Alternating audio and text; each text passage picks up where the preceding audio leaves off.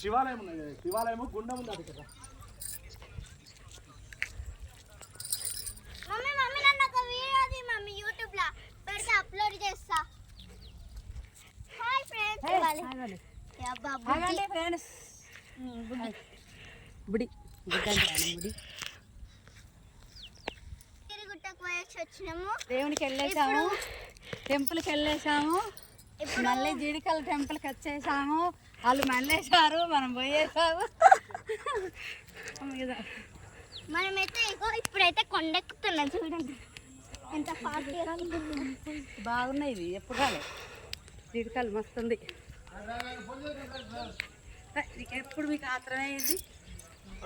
Phone చేస్తుండే, వాళ్ళ owner phone చేస్తుండే, ఓలు డ్రైవర్ ఫోన్ చేస్తుండే. ఆయన ఫోన్ చేస్తా, భయం వద్దురా చెప్పు.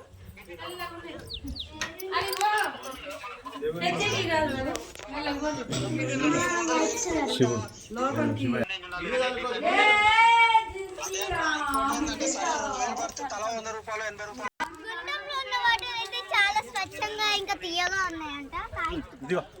ఇదిగో ఇక్కడ ఒకసారి అయితే తాగి చూద్దాము ఎలా ఉంటాయో. స్వాతియా ఆ రోజుల్లో సీతమ్మ వారు జలకాలు జలకాలు ఆడారు. చేసేది ఎప్పుడు సీతమ్మ గారు ఇక్కడ స్నానం చేసేది అనమాట. అందుకే ఇంత స్వచ్ఛంగా ఉన్నాయి వాటర్, చాలా బాగున్నాయి. సో మనమైతే ఇక్కడ నుంచి మళ్ళీ కొండ దాటి వెళ్ళిపోయాలి.